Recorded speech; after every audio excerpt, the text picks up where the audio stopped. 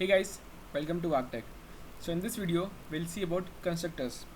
Now while working with classes, you'll hear this term very often, constructors. So basically, a constructor is a member function of the class which is having same name as a class. Okay, so we use a constructor to initialize the object of that class so that there is no need to write the code again and again to initialize the object's members. Therefore, we'll use constructor for this case. Now, a constructor and destructor will not have any type. Therefore, there is no need to write void, integer or float before the name of the constructor. So here you can see an example. There is a class student here. This is private section and then we have public section. So inside this we have a function here which is student. Now here is no type and the name is same as of the class. Therefore it is a constructor. And what this is doing is it is assigning values to the members of the class. Therefore while creating the object, this function will be automatically called and it will assign values to the members. Now declaring a constructor, there are two ways. The same way we define a function inside the class or outside the class. The same way we will define a function, we define a constructor outside or inside the class. Now since a constructor is also a function, therefore it is defined in the same way as a normal member function is defined. So the first way is inside the class definition.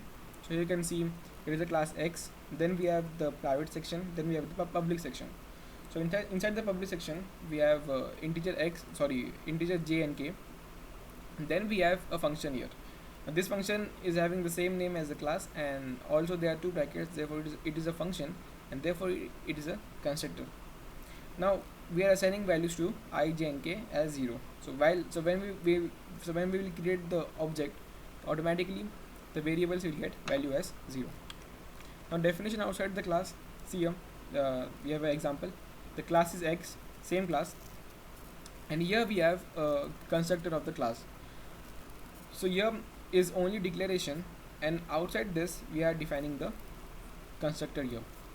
Now since while defining a function outside the class, we first write the type here, but since it is a constructor, so we'll not write any type here. So we'll just write the name of the class, then we'll use the operator here, this operator, then we'll give the name of the function, that is constructor here. Then we'll write the code. The code here is assigning the values to the variables. Now suppose you have defined the constructor inside the private section of the class. Then you cannot create objects of the class inside non-member functions. You can only create object of the class inside member functions. So while defining the constructor inside the private section, remember this thing. So here is an example. So here is a class X, there is integer I, and then we have a constructor which is inside the private section, and then we have public section here.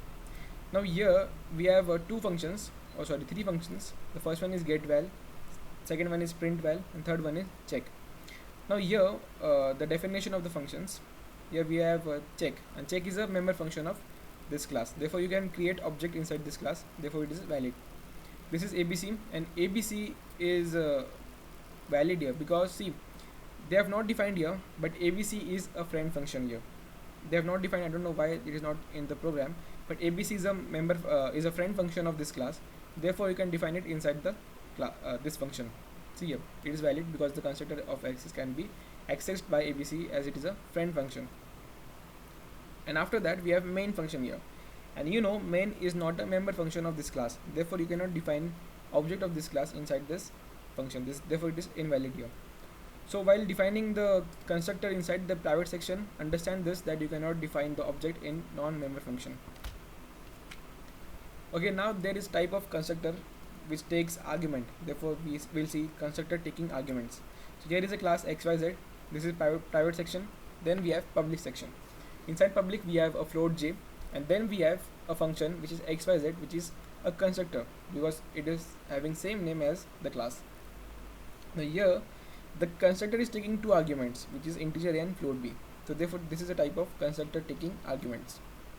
Now while defining object of this class, you will pass values to the object. So here is there are basically two methods of creating objects of a class which has the constructor taking arguments.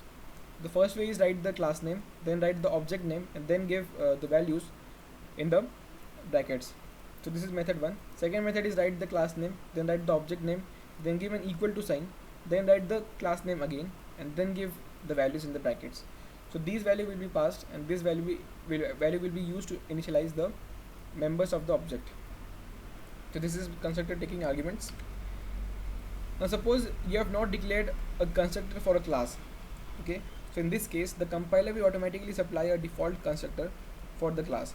So here what this will do, this will simply allocate memory to the constructor, and this will not allocate values to the this will not assign values to the members. So it will just give memory location to the members.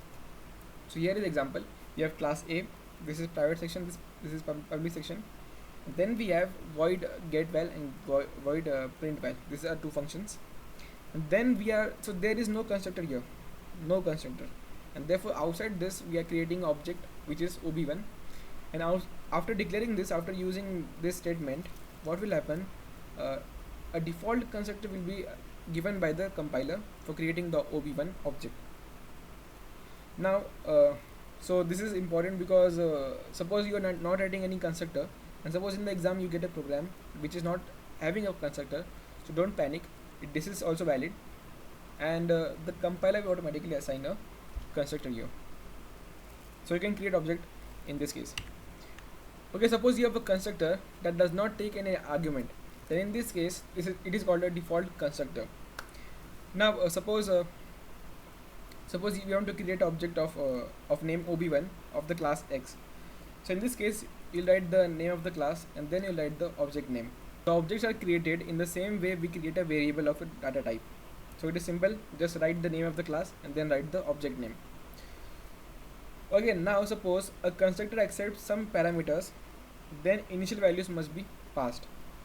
Suppose we have a constructor, so here you can see, in this case you have to always pass values. If you are not passing the values, then it will be an error. So here you can see we are passing values. So we have one more type here which is called parameterized constructor. Now this is same as the constructor taking arguments, but in this case there is one rule here, that after creating while creating object you have to pass the values here, because see here it is constructor with arguments. So while defining the constructor you will give parameters here.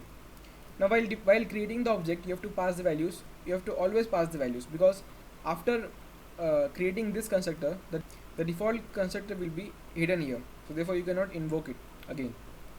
So while creating the object you have to always pass value. So suppose you do not pass the value, then you will get an error. Therefore you have to always pass value while creating object of a parameterized constructor class. Okay, so now a parameterized constructor can have a default value. Here is a constructor. So here you can see there are parameters here and it is having values. So you have integer a 0, float b is and 1000. So the default values will help the user to create the object even without providing any values. So you see here we are creating objects here. So we are creating object O1 and we are passing values here. So here we are passing these two values. But suppose we are not passing the values, then therefore this is also okay here. While in this case it was not okay, because there is no default value given to this parameter.